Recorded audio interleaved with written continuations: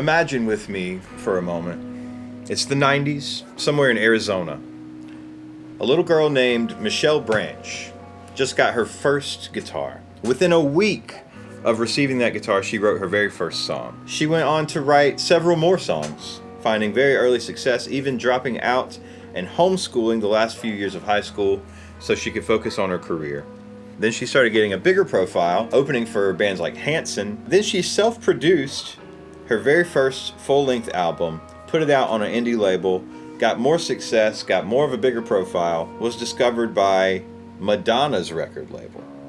They signed her for a second album. If I were Michelle in that situation, I would be looking for some help. And luckily, that's exactly what the label provided in the form of a man named John Shanks. John ended up being her collaborator on this record. And I'm using that word specifically as opposed to producer because I feel like there's a second level elite class of producers that I'm calling collaborators. They are writing with the artist. They're arranging the stuff. They're playing all of it and producing. It's the artist plus one other person that does everything. I'm calling that person a collaborator. And you see it a lot these days. Think about Jack Antonoff and what he's done with Taylor Swift, Phineas and Billie Eilish. Think about Chappell Roan and Dan Nigro. And honestly, this idea of artist and collaborator had been a tried and true method for making pop music for decades at this point. Even people like Shania Twain, her husband Mutt Lange was her collaborator. So now you have this up-and-coming, prolific writer with a lot of potential in Michelle Branch, meeting this guy who's been writing and producing songs for big names since like the 80s. Alanis Morissette, Sheryl Crow, even like Kelly Clarkson, Ashley Simpson. In the year like 2000, it was kind of fresh to have that rock energy, acoustic guitar stuff with the super catchy, slick pop vocal. That was the sound that a lot of people were chasing, and John Shanks was kind of at the center of all that. So John and Michelle get into the studio, they make a record, they end up co-writing 4 songs on that record. The very first single that comes out was one of those collaborations called Everywhere.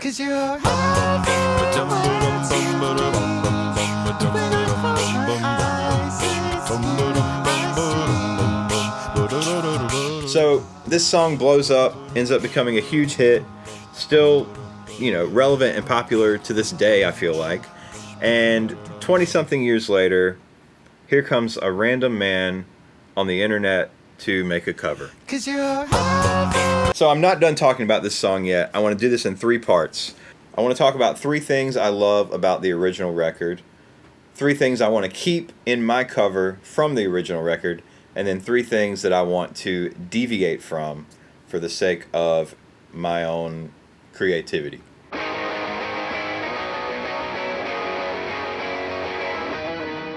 The first thing I love about this track is, here's your vocabulary word, the chromaticism of the bridge and the pre-choruses. It's a really good songwriting trick to create all this tension just before the big chorus explodes and releases all that tension with the major chords and opening up the instrumentation. But yeah, those really tight half-step runs in there really give a lot more like significance and weight to the vocal there, which is also delivered just so intensely. Speaking of, that's the second thing. This vocal delivery, it just blew me away. The first time I went back and like really started listening. And even Michelle herself admitted that the lyrics are like purposefully vague and she's not really singing about anybody in particular, but she could have fooled me because like she put her whole heart into that. And the third thing I love is just how like this is the blueprint for a pop song. You can kind of guess where it's going to go and how it's going to develop as a song. It's so satisfying in the best way. It's evolving just enough to stay interesting, but keeping all of the parts that are so catchy that you crave to hear another time. So here's what I want to keep in my cover.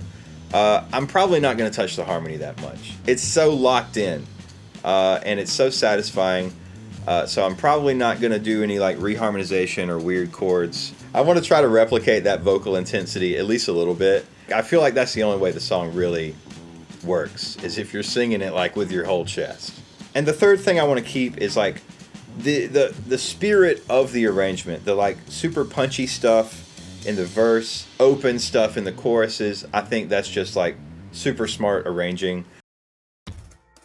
So really quickly, 3 things that I want to change in my cover. I want to try to make the instrumental just as syncopated as the vocal is. I want like the drums and the guitars and the chord changes to match her vocal delivery instead of be the counterbalance. I want to see what that does if everything is syncopated but everything is locked in together in that syncopation. I hope that makes sense.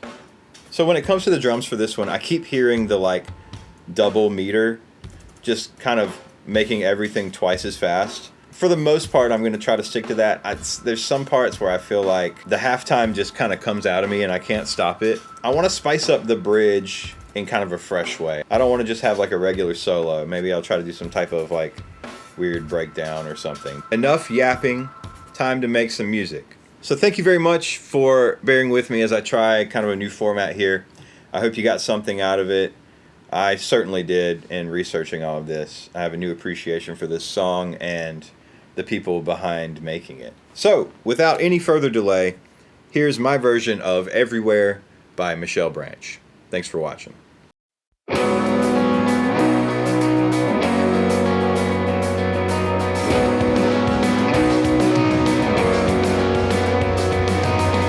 Turn it inside out so I can see part of you that's drifting over me. And when I wake you're never there. And when I sleep you're everywhere. You're everywhere. Just tell me how I got this far. Just tell me why you're here and who you are. 'Cause every time I look, you're never there. And every time I sleep, you're always there. 'Cause you're everywhere to me. And when I close my eyes, it's you I see. You're everything I know that makes me believe I'm not alone. I'm not alone.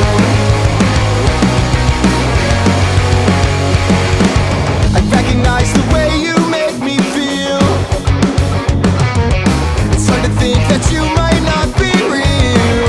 I sense it now, the water's getting deep. I try to wash the pain away from me. Away from me. 'Cause you're everywhere to me. And when I close my eyes, it's you I see. You're everything I know that makes me believe I'm not alone. I'm not alone.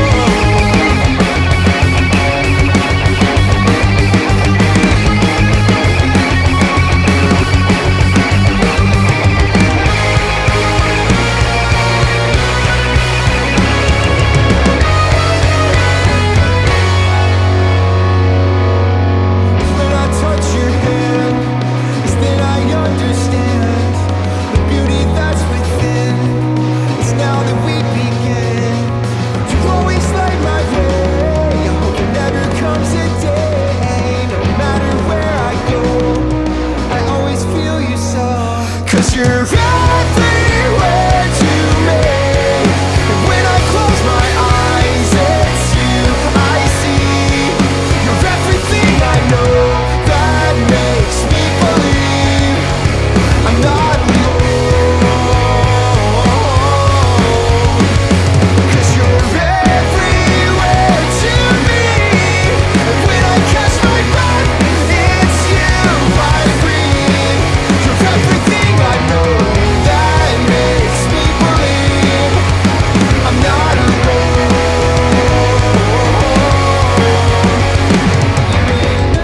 Everyone I see. So tell me, do you see me?